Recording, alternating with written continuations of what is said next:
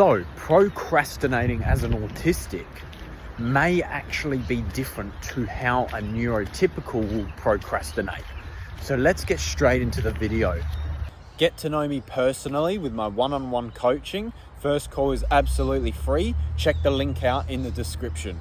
Now, I'm going to give you a question that you may not be able to answer.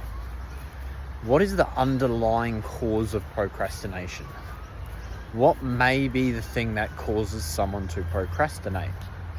For example, maybe a neurotypical person might say, I procrastinate because I don't want to do the task, or I can't be bothered doing the task, or I would just rather procrastinate about the task than actually doing it.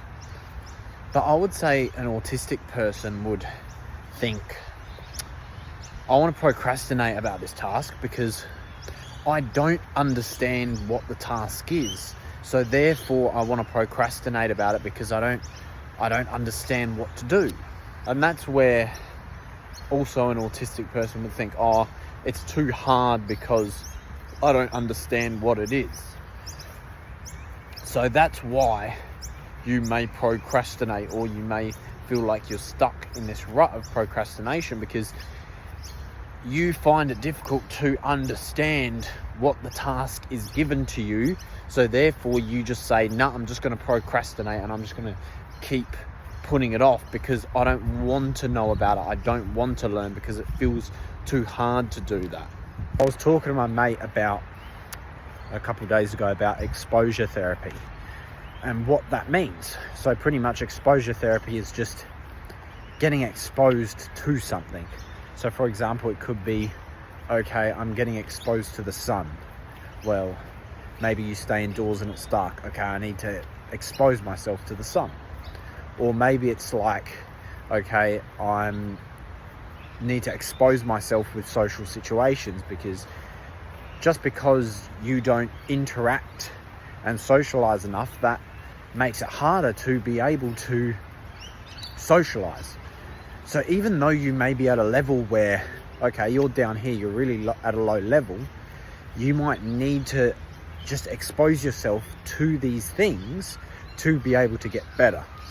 So for example, that could be exposing yourself to more sunlight, or that could be exposing yourself to, as I said, a social situation, or it could be that you just do something that you find a little bit uncomfortable, but the more you do it, the more you force yourself to just do it without worrying about what other people think of you, the better you're going to get. So just because you're at a lower level and you think, I'm at this low level, so I just don't want to do it, well, then you're always going to stay at that low level and you're never going to improve. So that's where the root problem of procrastination comes from. The root problem of procrastination is because you don't want to do it and you're too scared to do the thing. Or you forget about things, or you just put them off because you feel like you need to put them off. Just because it's something that you would rather do later rather than now.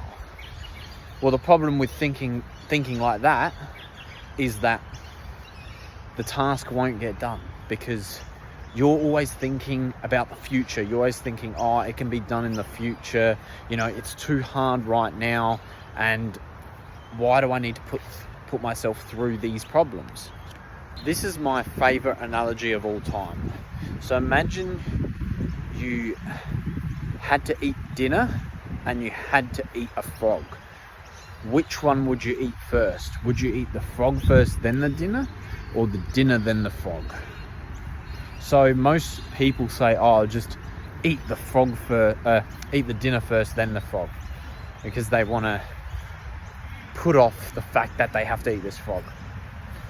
But I would say the best way to go about it is eating the frog first, then eating the dinner, because then you've already done the hard work. You haven't been overthinking about the frog as you eat your dinner.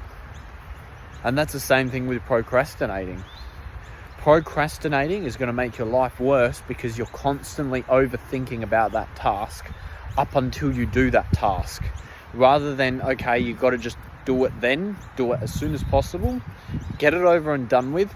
And then you'll then have a better life quality if you live that way, because you don't feel like you're dreading this thing you don't want to do for hours on end.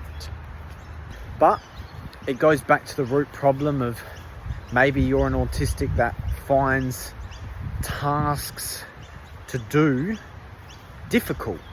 Like, you want to do this one task, but you just don't know where to start.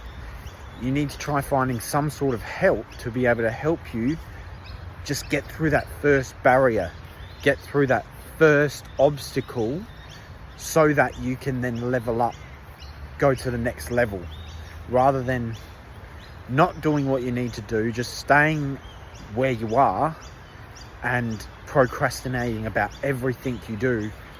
That's not adding any time to your life, and that's not helping your life in any way, shape or form. If you want to personally talk to me one-on-one about procrastination and some ways we could improve your personal way of procrastinating, hop on a call with me. We can do some one-on-one coaching together. Anyway, I hope you like this video. Like and subscribe to watch more educational content about autism and how to be an independent young man on the autism spectrum. Anyway, thank you and goodbye.